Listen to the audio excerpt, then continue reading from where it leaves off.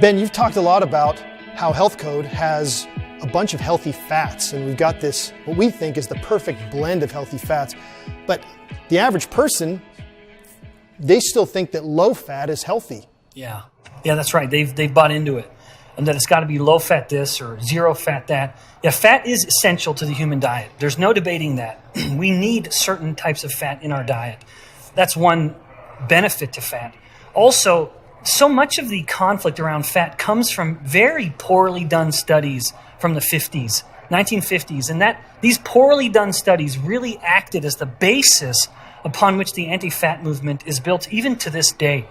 The reality is natural fats, those fats that our ancestors have been eating for millennia, are healthy to overall human function and longevity and mitigating risk of chronic diseases. And these are fats that come from animals and fruits. Now, people want to vilify animal fat and certain fruit fats in the fatty fruits or coconuts, avocados, olives, because they have saturated fats in them.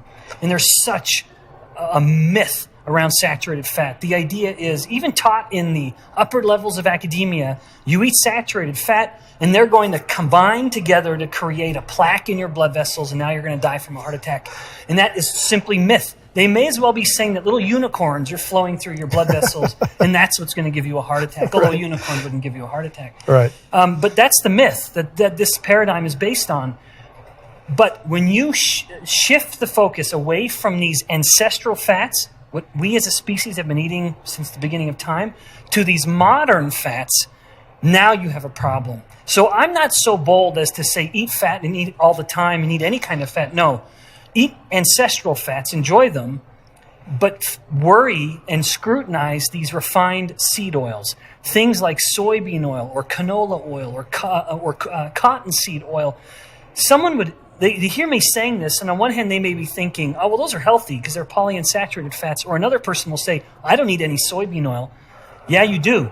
Soybean oil has actually gone on to become the single most commonly consumed fat in the American diet. Wow. We eat more of our calories from soybean oil than literally any other fat in the diet. And that's because this is a cheap fat, and they can work it into almost every packaged product.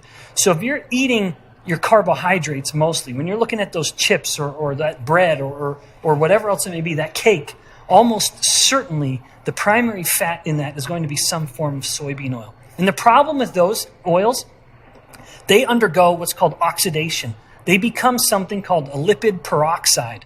And if you want to talk about a bad fat, that is a bad fat. A lipid peroxide is really this kind of unholy union of this fat and oxidative stress. And the two come together, creating this little monster of a child. And that then is likely what's responsible for the development of atherosclerotic plaques, which is itself the basis of heart disease and heart attacks.